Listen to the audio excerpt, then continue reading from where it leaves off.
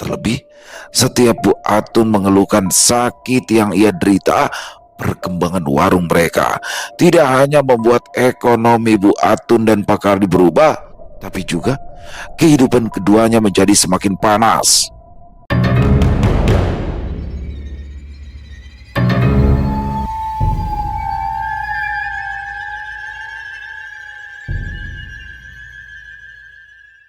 Assalamualaikum warahmatullahi wabarakatuh. Halo semuanya teman-teman, selamat siang, selamat datang kembali di channel kesayangan kita, channel Ilo Entry, dan masih bersama saya Ilo.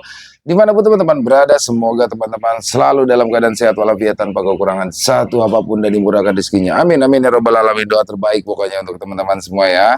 Dan di hari ini saya akan membawakan kisah dari Alma. Wah, ini kisahnya keren banget teman-teman, tentang warung makan yang ada di terminal Kampung Rambutan. Wah, kalau bicara Kampung Rambutan, saya beberapa kali ke sana tuh ya. Kalau mau ke Gunung Gede, saya dulu naik bisnya dari situ tuh. Dan memang sekarang Kampung Rambutan udah rapi kok teman-teman. Kalau dulu tuh memang, waduh banyak segala macem lah di sana lah ya. Apalagi untuk anak-anak muda tuh nggak aman banget. Tapi sekarang, keren, udah rapi, aman ya kan, tertata. Terminal Kampung Rambutan dan warung makan Bu Atun ini ada di terminal Kampung Rambutan. Ada misteri apa sih di warung makan Bu Atun yang ada di terminal Kampung Rambutan? Oke. Sebelum kita masuk ke dalam kisahnya, buat teman-teman yang mungkin belum subscribe channel Ilo Entry, bisa diklik dulu tombol subscribe. Jangan lupa lonceng notifikasinya juga dinyalakan agar teman-teman selalu mendapatkan notifikasi dari konten-konten yang akan kami upload selanjutnya. Untuk channel Ilo Entry kami upload setiap hari teman-teman, setiap siang jam 12 siang waktu Indonesia bagian Barat. Gak pakai berlama-lama lagi. Pasti udah gak sabaran kan untuk masuk ke dalam kisahnya. Kita langsung saja masuk ke dalam kisahnya. Dari halaman belakang rumah Mang Ilo kita menuju ke Jakarta Timur.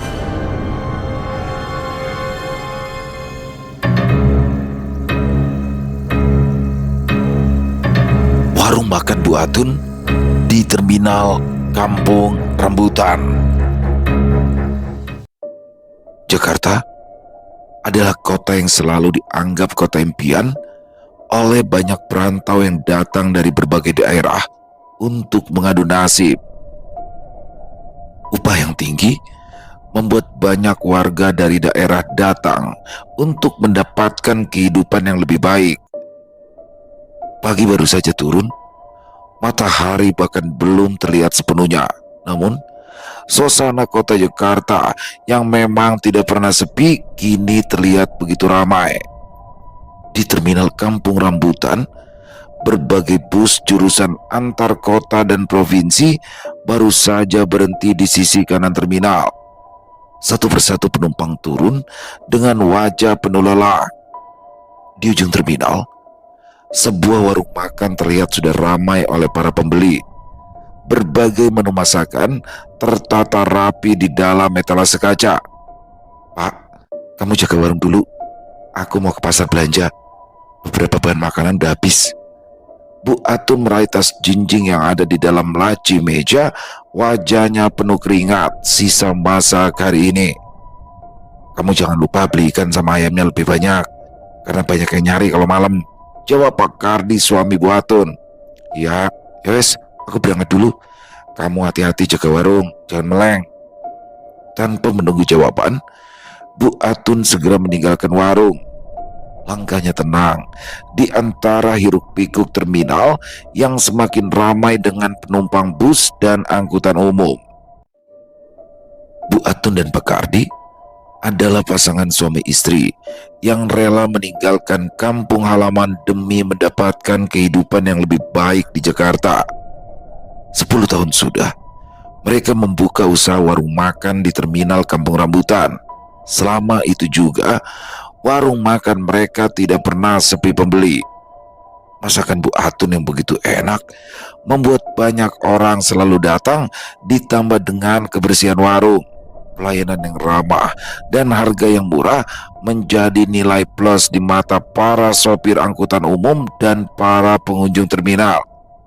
Bu Atun, teriak seorang wanita terdengar dari arah belakang, membuat Bu Atun menghentikan langkah dan menoleh refleks. Bumila, ucap Bu Atun saat mengetahui wanita tersebut adalah Bumila, wanita yang memiliki warung soto yang tidak jauh dari tempat Bu Atun. Mau kemana sih? Jalannya buru-buru banget. Bumila berhenti tepat di depan Bu Atun. Bu Atun tersenyum ramah, tangannya menggenggam dompet hitamnya dengan erat. Mau ke pasar, ada beberapa bumbu yang sudah habis. Wah, kebetulan dong, saya juga mau ke pasar. Berangkat bareng aja yuk. Boleh, biar ada teman ngobrol. Bu Atun menjawab sambil tertawa kecil. Keduanya berjalan menyusuri jalanan kota yang semakin ramai. Matahari perlahan merangkak semakin naik, asap kendaraan bermotor berterbangan, berbaur dengan debu jalanan. Obrolan ringan dan canda tawa terdengar di antara Bu Atun dan Bu Mila. Ya, keduanya memang sudah lama akrab, bahkan sejak sama-sama baru membuka warung makan. Kalau aku lihat-lihat, warung makan sampean makin ramai deh, Bu. Kata-kata itu meluncur dengan cepat dari mulut Bu Mila. Rahasianya apa sih? Gak ada rahasia-rahasiaan, semua murni rezeki dari Allah, Bu Atun menjawab sambil tersenyum tipis.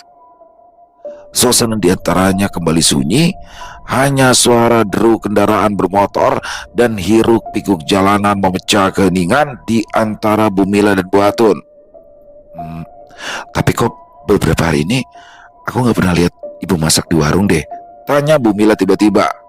Iya, 3 hari ini saya sakit. Kaki ini loh, manja banget. Astagfirullah, sakit apa Bu? Tanya Bu Mila dengan wajah panik. Asam urat.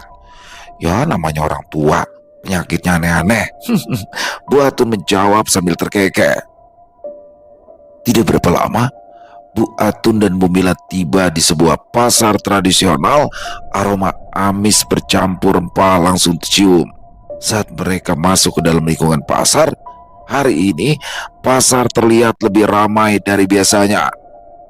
Bu Mila, saya kesana dulu ya, mau beli ikan sama ayam dulu, ucap Bu Atun sambil menunjuk ke sisi kanan pasar.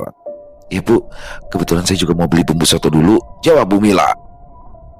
Keduanya segera meninggalkan tempat itu menuju ke warung yang akan mereka datangi. Beberapa jam berlalu, Bu Atun akhirnya kembali ke warung setelah berbelanja. Namun, saat kakinya tiba di ambang pintu warung, hidungnya mencium aroma busuk yang menyengat. Bau apa ini? Ucap Bu Atun sambil menggosok hidungnya perlahan. Pak Kardi yang berdiri di belakang etalase memperhatikan Bu Atun dengan tatapan heran. Tangannya menyiapkan pesanan pelanggan dengan gerakan terlatih. Bu, kamu ngapain ngelamun di situ? Tanya Pak Kardi dengan wajah sedikit kesal. Pulang dari pasar langsung masuk. Bantuin aku layanin pembeli nih. Iya Pak, aku kesana sekarang, jawab Bu Atun yang langsung melangkah masuk ke dalam warung. Bu Atun meletakkan kantong plastik berisi barang belanjaan di atas meja kasir. Matanya langsung memperhatikan para pelanggan yang menikmati makanan mereka dengan lahap, seolah aroma busuk yang baru saja tercium oleh Bu Atun tidak mengganggu mereka. Bu, panggil Pak Kardi, suaranya kini terdengar lebih tinggi dari sebelumnya. Kamu ini kenapa? Dari tadi ngelamun terus. Bu Atun tidak langsung menjawab, ia meraih tangan suaminya dan menariknya ke arah dapur. Sini Pak, ada yang mau aku bicarain sama kamu. Ada apa sih Bu? Ucap Pak Kardi, suaranya terdengar kesal. Dengan suara pelan, Bu Atun langsung mengatakan jika dirinya mencium aroma busuk di depan warung mereka. Aroma yang bukan berasal dari sampah ataupun makanan basi, tapi lebih seperti bangkai manusia yang sudah lama meninggal. Kamu ini ngomong apa tuh Bu? Dari tadi aku sama pelanggan gak nyium apa-apa. Pak Kardi menatap wajah istrinya dengan lekat. Mungkin yang kamu cium itu bau bangkai tikus atau bangkai kucing. Enggak Pak, ini baunya beda. Bukan bau bangkai binatang. Ini lebih kayak bau mayat yang udah lama. Yes, gak usah aneh-aneh kalau ngomong. Warung kita ini lagi rame. Jangan bikin mereka jijik terus pergi dari sini. Pak Kardi menghentikan ucapannya beberapa saat. Ia melirik ke arah pelanggan yang masih menikmati makanan mereka dengan lahap. Kamu masukin aja itu belanjaan ke dapur. Setelah itu kamu pulang, lanjut Pak Kardi yang langsung berjalan keluar dapur. Bu Atun tidak menjawab. Ia hanya memperhatikan Pak Kardi dari kejauhan. Wanita itu memilih untuk tetap diam karena ia tahu semakin dirinya mendesak suaminya, Pak Kardi akan semakin marah. Waktu berlalu tanpa bisa dihentikan. Warung milik Bu Atun semakin ramai didatangi pembeli. Malam itu, Pak Kardi baru saja pulang dari warung. Ia langsung memarkirkan motornya di depan sebuah rumah kontrakan sederhana yang terletak di belakang terminal. "Kamu udah pulang, Pak?" Bu Atun berdiri di ambang pintu, senyum hangat tergambar di wajahnya. "Bikinin aku kopi," ucap Pak Kardi sambil berjalan masuk ke dalam rumah tanpa memperdulikan istrinya yang masih berdiri di ambang pintu. Tanpa menjawab, Bu Atun segera berjalan ke arah dapur, sementara Pak Kardi langsung duduk di lantai ruang tamu. Punggungnya bersandar di dinding, sesekali tanah mengibas-ngibas pelan ke arah tubuhnya yang masih basah karena keringat. "Ini Pak, diminum dulu kopinya." Bu Atun yang baru saja tiba langsung meletakkan kopi di atas lantai. "Bu, kamu ini kok sekarang makin jarang pergi ke warung, Bu?" tanya Pak Kardi dengan suara tenang. "Iya Pak, kakiku ini loh makin lama makin sakit. Coba lihat tuh, makin bengkak kan?" Bu Atun menunjuk ke arah kaki kanan yang semakin membengkak. Pak Kardi melirik ke arah kaki istrinya. Makanya kalau makan itu dijaga. Jangan semuanya kamu makan. Kalau kayak gini kan aku juga yang repot. Harus keluar uang untuk pengobatan." Pak Kardi langsung berdiri dari tempat duduknya, matanya menatap ke arah Bu Atun dengan tajam. Rahangnya mengeras perlahan. Ia mulai melangkah meninggalkan ruang tamu dan berjalan ke arah kamar. "Aneh," gumam Bu Atun pelan. Ia memperhatikan suami yang berjalan semakin menjauh. "Kayaknya dia nggak beres deh sama suamiku." Di mata Bu Atun, Pak Kardi adalah seorang suami yang baik. Walaupun ia memiliki sifat keras kepala, namun selama Bu Atun menjalani kehidupan rumah tangga dengan pria itu, dirinya tidak pernah melihat Pak Kardi marah meledak-ledak. Namun semua berubah sejak warung mereka berkembang pesat. Pak Kardi selalu marah dengan alasan yang tidak masuk akal. Terlebih setiap Bu Atun mengeluhkan sakit yang ia derita, perkembangan warung mereka tidak hanya membuat ekonomi Bu Atun dan Pak Kardi berubah, tapi juga kehidupan keduanya menjadi semakin panas. Pagi itu, dengan kaki yang masih bengkak, Bu Atun membuka warung makannya lebih pagi dari biasanya. Aroma rempah-rempah dan ikan goreng tercium di seluruh ruangan. Hari ini Bu Atun sengaja meminta suaminya istirahat di rumah sementara dirinya mengurus warung. "Semoga aja dengan begini Bapak nggak gampang marah lagi," Bu Atun bergumam dalam hati, senyum tergambar di wajah pucatnya. Matahari merangkak semakin tinggi. Bus antar kota dan provinsi sudah mulai berdatangan. Suasana terminal yang semula sepi perlahan mulai penuh dengan para penumpang. Suara kernet angkutan umum terdengar menggema. Bu Atun duduk di belakang etalase. Sesekali pandangannya tertuju ke arah jam dinding yang ada di sudut warung. "Udah jam 10 siang, tapi kok tumben ya belum ada yang mampir," ucap Bu Atun sambil menatap kosong ke arah jalanan yang ramai dengan lalu lalang calon penumpang. "Biasanya jam segini masakan udah hampir habis, tapi ini jangankan habis, jualan aja belum," lanjut Bu Atun, wajahnya mulai terlihat cemas. Waktu terus berlalu. Matahari perlahan merangkak turun, bersembunyi di balik gedung-gedung pencakar langit. Pak Kardi yang sejak tadi istirahat di rumah memutuskan untuk menemui istrinya di warung. "Gimana Bu, pembelinya ramai hari ini?" tanya Pak Kardi lalu duduk di kursi berhadapan dengan istrinya. "Baru ada 2 orang pembeli Pak, itu pun orang dari perjalanan jauh," Bu Atun menjawab dengan wajah murung. "Hah, 2 orang?" Suara Pak Kardi meninggi. Ia langsung berdiri dan berjalan ke arah etalase. "Kok bisa cuma laku 2 piring? Memangnya sejak pagi terminal sepi?" Terminal sih rame pak, cuma pembeli kita yang sepi. Bahkan para pelanggan yang biasa makan di sini aja terus jalan gitu aja nggak noleh. Kok aneh ya?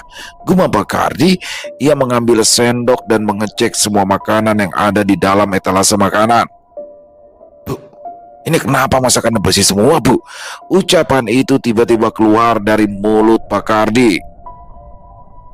Bu Atun yang duduk di balik meja kasir langsung berdiri dan berjalan ke arah suaminya. Aroma asam tercium dari beberapa sayuran yang ada di dalam etalase. Bahkan beberapa yang lain sudah mengeluarkan lendir. Bu Atun langsung mengambil sendok dan memotong salah satu ikan goreng. Astagfirullah, ucap Bu Atun. Ia menutup mulutnya dengan satu tangan. Ini kenapa ikannya jadi banyak belatung ya pak? Loh, ya harusnya aku yang nanya sama kamu. Kenapa semua masakan jadi basi begini? Seru Pak Kardi, matanya menatap tajam ke arah Bu Atun yang berdiri di sampingnya. Bu Atun menggeleng cepat, tubuhnya bergetar karena ketakutan. Aku juga nggak tahu pak. Aku beli semua bahan ini subuh tadi, habis sholat subuh. Jangan bilang kalau kamu beli bahan busuk di pasar ya. Mata Pak Kardi melebar sempurna. Astagfirullahaladzim pak, kamu kok nuduh aku kayak gitu sih? Pekik Bu Atun, ia tidak menyangka jika suaminya bisa menuduhnya melakukan hal sejahat itu. Kamu pikir aku gila apa? Beli bahan busuk sama halnya aku ngancurin usaha kita sendiri. Lanjut Bu Atun dengan air mata yang sudah menggenang. Suasana seketika hening, hanya suara derit kipas angin yang terdengar pelan di langit-langit warung. Tangan Pak Kardi terus meneliti setiap menu yang ada di dalam etalase makanan. Beberapa ikan dan ayam bahkan mengeluarkan aroma tidak sedap. Ribuan binatang kecil menggeliat keluar dari dalam rongga. Cepat tutup pintu, lalu kamu bantu aku bersihin semua ini, perintah Pak Kardi tanpa menoleh ke arah istrinya. Bu Atun hanya mengangguk. Ia segera berjalan ke arah pintu warung. Dengan gerakan cepat, Bu Atun langsung menutup pintu dan menguncinya. Bahkan tirai warung yang biasa terbuka lebar juga ia tutup dengan rapat, memastikan tidak ada siapapun yang melihat. Bu, cepat ke sini, bantu aku masukin makanan ini ke dalam kantong. Suara Pak Kardi menggema di dalam warung yang sudah sepi oleh pengunjung. Keduanya segera memasukkan semua makanan yang sudah basi ke dalam kantong plastik hitam. Mereka memastikan tidak ada aroma atau bahan makanan apapun yang tertinggal di dalam warung. Pak, apa aku belanja lagi ya? Tanya Bu Atun dengan suara pelan seperti berbisik. Gak usah bu, lebih baik kita buang dulu bahan ini. Besok pagi aku antar kamu belanja, biar aku pastikan bahan yang kamu beli benar-benar bahan yang segar. Pak Kardi menjawab sambil mengikat kantong plastik berisi makanan basi. Malam itu, setelah makan malam, Bu Atun langsung menuju ke dapur untuk membersihkan sisa piring kotor. Setelah 30 menit, Bu Atun langsung berjalan ke teras rumah sambil membawa cangkir berisi kopi untuk suaminya. Pak, kamu masih mikir aku yang salah ya sama kejadian siang tadi? Tanya Bu Atun beberapa saat setelah ia duduk di samping suaminya. Aku nggak mungkin ngelakuin itu pak. Mana mungkin aku mau hancurin usaha aku sendiri. Pak Kardi meletakkan cangkir kopi yang ada di tangannya. Bu, ini itu bukan tentang siapa yang salah dan benar. Kalau memang bukan kamu, bisa saja kan penjual itu yang gak jujur. Maksudmu aku ditipu pedagang di pasar gitu? Tanya Bu Atun. Ia menyipitkan matanya. Pak Kardi mengangguk pelan. Pandangannya kini tertuju ke jalanan yang sudah mulai sepi. Pak Kardi mengatakan, jika bisa saja penjual itu menipu banyak pembeli. Di zaman yang serba mahal dan ekonomi negara yang sulit, tidak menutup banyak kemungkinan para pedagang melakukan hal yang curang. Benar juga sih pak. Tapi masa iya penjual itu tega nipu? Selama ini kan kita nggak pernah ganti penjual, kata Bu Atun sambil mengangguk. Bu, yang namanya curang itu nggak peduli sama siapa dan bagaimana dia melakukannya. Suasana hening menggantung di antara Bu Atun dan Pak Kardi. Angin malam berembus kencang, awan hitam menggantung rendah di langit Jakarta. Sesekali suara gemuruh petir terdengar samar di kejauhan. Pak Kardi berdiri dari tempat duduknya. Ia menghela nafas dalam lalu mengembuskan perlahan. Udah malam, Bu. Kita istirahat. Jangan sampai besok pagi kita kesiangan. Bu Atun mengangguk dan langsung berjalan mengikuti langkah suaminya. Pagi turun dengan cepat. Tanah di sekitar rumah kontrakan Pak Kardi masih basah karena sisa air hujan semalam. Di jalanan yang masih sepi oleh aktivitas warga kampung, suara motor tua Pak Kardi terdengar memecah keheningan pagi. Ingat, Bu, jangan asal beli. Kita harus pastikan bahan kali ini benar-benar segar, pesan Pak Kardi setelah keduanya sampai di sebuah pasar tradisional. Iya, Pak, nanti kamu aja yang pastiin semuanya. Gak berani aku kalau harus nanya-nanya sama penjual. Nanti malah aku dikira cari informasi. Pagi itu, untuk pertama kalinya Pak Kardi dan Bu Atun berbelanja ke pasar berdua. Dengan teliti, Pak Kardi berusaha memastikan setiap bahan makanan yang mereka beli benar-benar memiliki kualitas yang bagus. Sementara itu, Bu Atun hanya berjalan di belakang suaminya dengan beberapa kantong belanjaan di tangan. Setelah hampir 1 jam berbelanja, keduanya segera meninggalkan pasar dan langsung menuju ke warung. Bu Atun segera memasak beberapa menu makanan untuk dijual hari ini.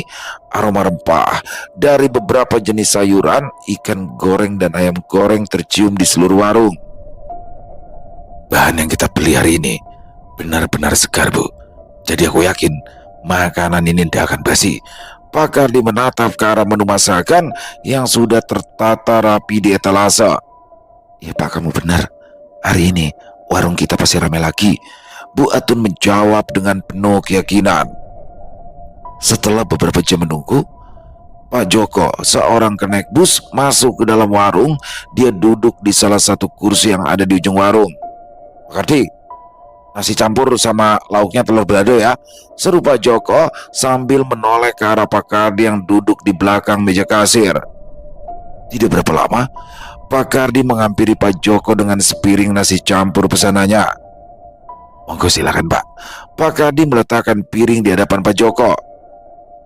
Pak, aku lihat-lihat kok akhir-akhir ini sampean jarang buka warung. Habis pulang kampung ya? Pertanyaan itu tiba-tiba keluar begitu saja dari mulut Pak Joko. Gak buka, ucap Bu Atun dengan suara pelan, nyaris seperti bisikan. Loh, kami tiap hari buka kok. Kalau nggak buka gimana kami mau bayar kontrakan? Pak Kardi menjawab dengan senyuman lebar. 3 hari sama kemarin, Pak. Tiap saya kesini sampean selalu tutup. Makanya saya beli di warungnya Bu Mila, beli soto. Pak Kardi tidak langsung menjawab. Ia menoleh ke arah Bu Atun yang berdiri di dekat etalase. Mungkin itu karena kemarin kita ada acara keluarga di luar kota, Pak. Maklum, saudara di sini banyak, jadi banyak juga undangan hajatan. Pantes, saya pikir sampean udah gak akan buka lagi. Jawab Pak Joko sambil terkekeh. Pak Kardi hanya mengangguk. Ia segera berjalan ke arah istrinya yang ada di ambang dapur. Pak, kamu dengar kan? Kalau dia bilang udah 3 hari ini kita tutup. Ya, siapa tahu saat itu kita memang benar sedang tutup. Pak Kardi menjawab sambil merapikan peralatan memasak yang sudah kotor. Kamu ini aneh, Pak. Memangnya kapan kita tutup? Saudara mana yang nikahan? Jangan katakan saudara, teman aja kita nggak punya di sini. Pak Kardi langsung menghentikan aktivitasnya. Matanya menatap kosong ke arah dinding dapur. Dia tahu apa yang dikatakan Bu Atun benar. Mereka memang hidup di Jakarta hanya berdua tanpa keluarga dan teman. Terus kamu maunya gimana? Tanya Pak Kardi. Aku curiga deh, Pak. Jangan-jangan ada orang yang iseng deh sama warung kita. Kamu ini ada-ada aja sih, Bu. Pak Kardi tertawa pelan. Ia kembali melanjutkan aktivitasnya. Siapa yang iseng sama kita? Kita ini cuma orang miskin. Mana ada orang iri sama kita, Bu. Pak, namanya iri itu nggak ada alasan yang jelas. Mau miskin mau kaya, kalau dia punya sifat iri dalam hati, iri aja. Bu Atun menjawab sambil berjalan keluar dari dapur setelah mendengar panggilan Pak Joko. Bu, ada-ada aja kamu. Mana mungkin ada orang iri sama penjual kecil kayak kita, ucap Pak Kardi, tangannya mengusap panci dengan spons yang sudah penuh dengan sabun. Sementara itu, di meja kasir, Bu Atun melayani Pak Joko dengan ramah. Pria itu menyerahkan 50 ribuan kepada Bu Atun. Bu, lain kali warungnya dibersihin dong. Warung nasi masa bau bangke. Hah, bau bangke?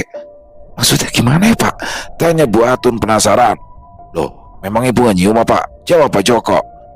Warung Bu Atun ini masakan enak, tapi baunya loh, baunya kayak bau bangke. Bangke orang udah lama dikubur. Bu Atun tidak menjawab. Ia menyerahkan kembalian kepada Pak Joko. Masa iya warungku bau bangke sih? Ucap Bu Atun beberapa saat setelah Pak Joko meninggalkan tempat itu. Sejak hari itu, kondisi warung makan Bu Atun semakin hari semakin menurun. Pendapatan yang sebelumnya bisa mencapai jutaan rupiah sehari, kini justru hanya menjadi beberapa ratus ribu saja. Beberapa kali Bu Atun juga melihat banyak orang yang melewati warungnya dengan menutup hidung. Pak, ini kayaknya udah ada yang gak beres deh. Masa biasanya kita dapat 1-2 juta sehari, sekarang cuma 100 ribu, malah kadang sama sekali gak dapat. Kamu benar juga Bu, Pak Kardi menjawab sambil terus memperhatikan suasana di luar warung yang terlihat begitu ramai. Kamu lihat juga nih Pak, udah 2 bulan ini, bukannya sembuh bengkaknya justru semakin parah. Pak Kardi tidak langsung menjawab. Ia hanya melihat ke kaki istrinya, lalu kembali menatap terminal yang semakin penuh dengan para penumpang. Bu, besok aku mau pergi ke rumah Ustadz Sanusi. Siapa tahu beliau bisa bantu. Kata-kata itu tiba-tiba keluar dari mulut Pak Kardi.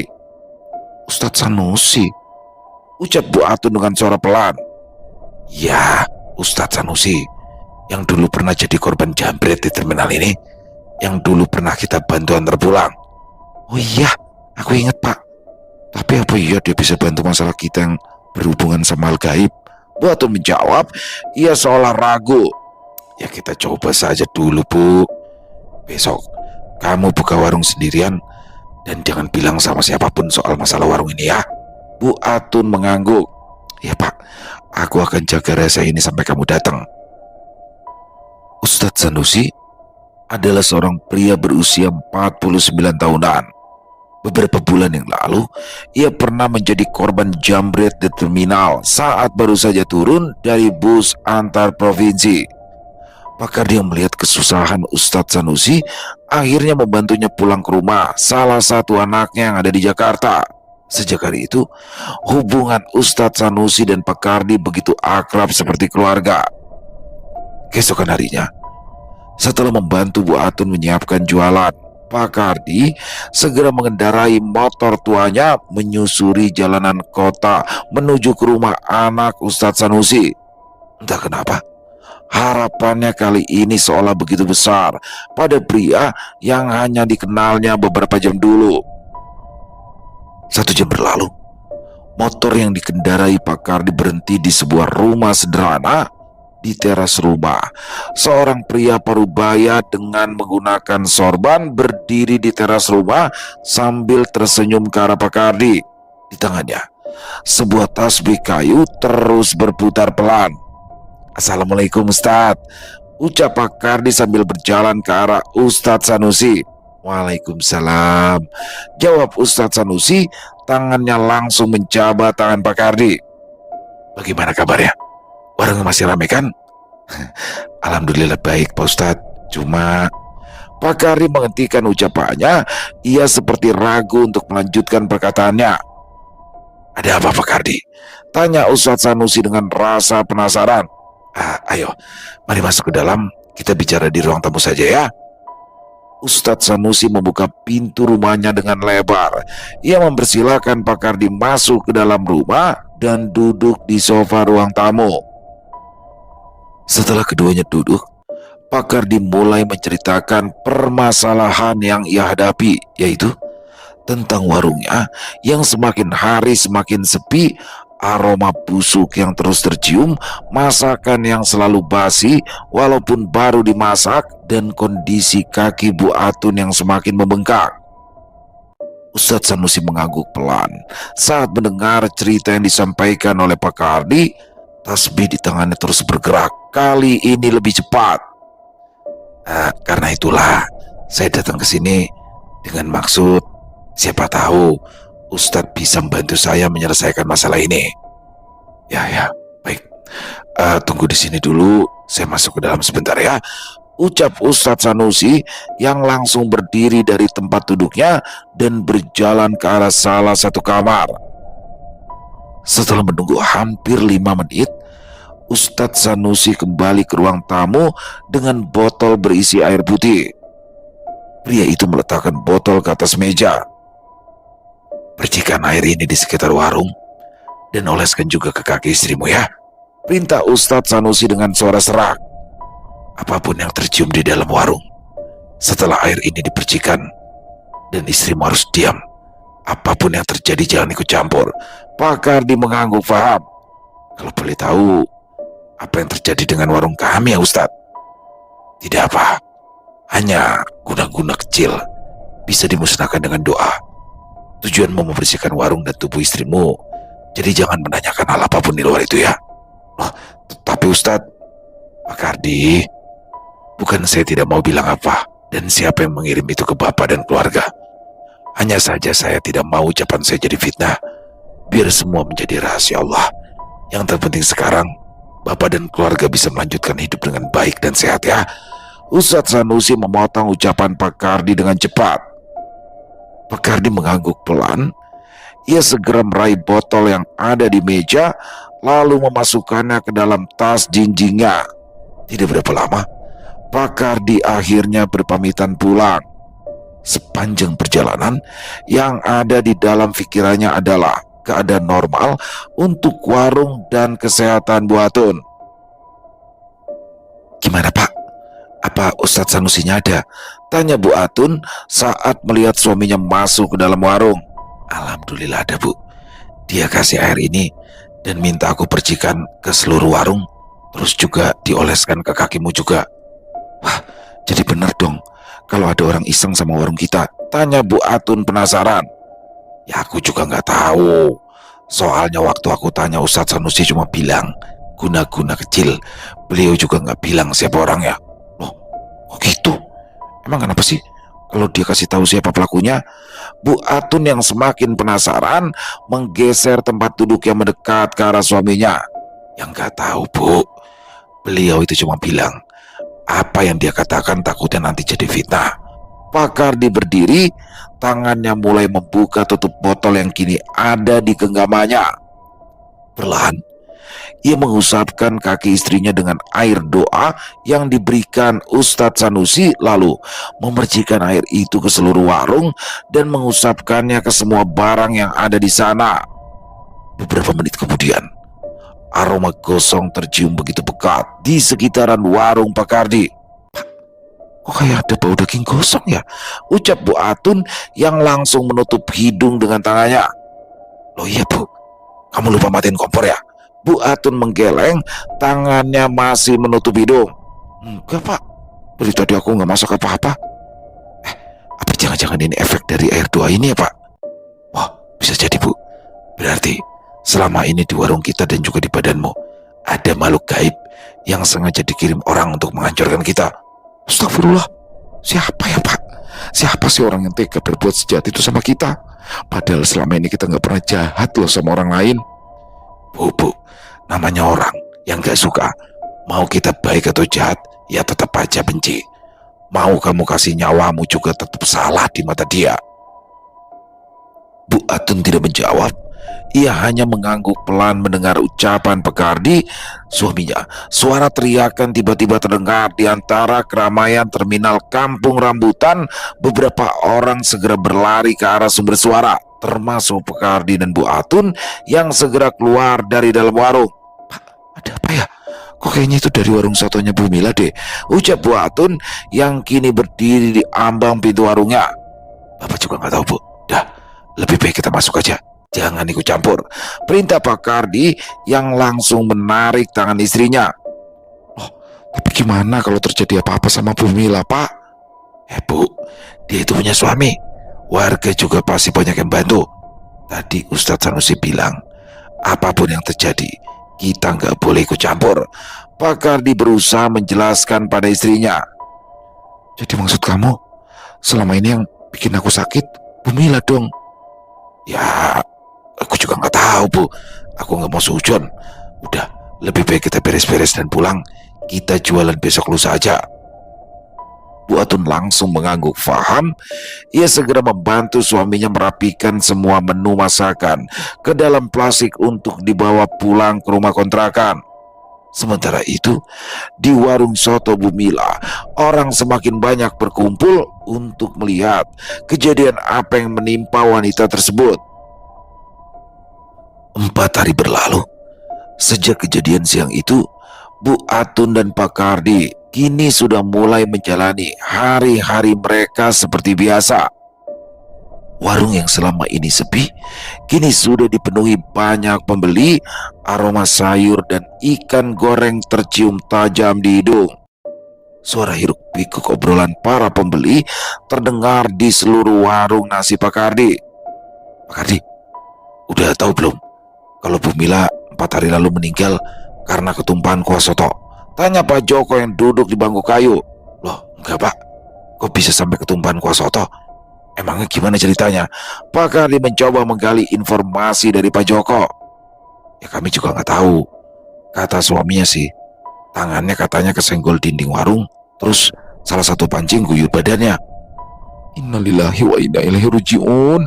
Bu Atun menutup mulut dengan kedua tangannya. Terus dimakamin di mana, Pak? Katanya sih dibawa pulang ke kampung halaman. Dan yang aku dengar, dia sempat ngerintih-rintih minta ampun. Tapi nggak tahu itu sama siapa. Pak Kardi dan Bu Atun tidak menjawab. Mereka saling melempar pandang. Mereka tahu apa yang dilakukan Bu Mila memang jahat, tapi mereka tidak menyangka jika nasib Bu Mila akan berakhir tragis seperti sekarang. Terus suaminya sekarang di mana ya Pak? Tanya Pak Kardi penasaran. Yang aku dengar sih masih di kampung. Paling nanti setelah 40 hari dia bakalan balik ke sini lagi untuk jualan, atau bisa jadi nggak jualan lagi karena trauma. Jawab Pak Joko sambil menikmati makanan yang ada di hadapannya. Bu Atun langsung meraih tangan suaminya dan menariknya ke arah dapur. Pak, gimana ini? Aku kok jadi kasihan ya sama Bu Mila. Kalau aja kita nggak ke Ustadz Sanusi, mungkin sekarang dia masih hidup ya. Bu, itu bukan kesalahan kita. Dia mendapatkan apa yang sudah dia tanam sendiri. Sekecil apapun kebaikan dan kejahatan yang kita tanam, akan kita dapatkan sebagai balasan. Pak Kardi berusaha menenangkan Bu Atun. Beberapa bulan berlalu, malam itu, sebuah mobil Avanza hitam berhenti di depan rumah kontrakan Pak Kardi. Beberapa orang keluar dari dalam mobil. Salah satunya adalah Pak Parno, suami dari Bu Mila. Pak Kardi yang saat itu tengah menikmati jam istirahatnya dengan menghisap sebatang rokok, langsung berdiri dan berjalan ke arah tamunya. Assalamualaikum, ucap Pak Parno dan beberapa anggota keluarganya yang lain. Waalaikumsalam Pak, monggo silakan masuk Pak Parno, ucap Pak Kardi yang langsung mempersilahkan keluarga Pak Parno masuk ke dalam rumah kontrakannya. Bu Atun yang baru saja keluar dari dalam dapur langsung tertegun, tubuhnya kaku saat melihat kedatangan Pak Parno dan keluarganya.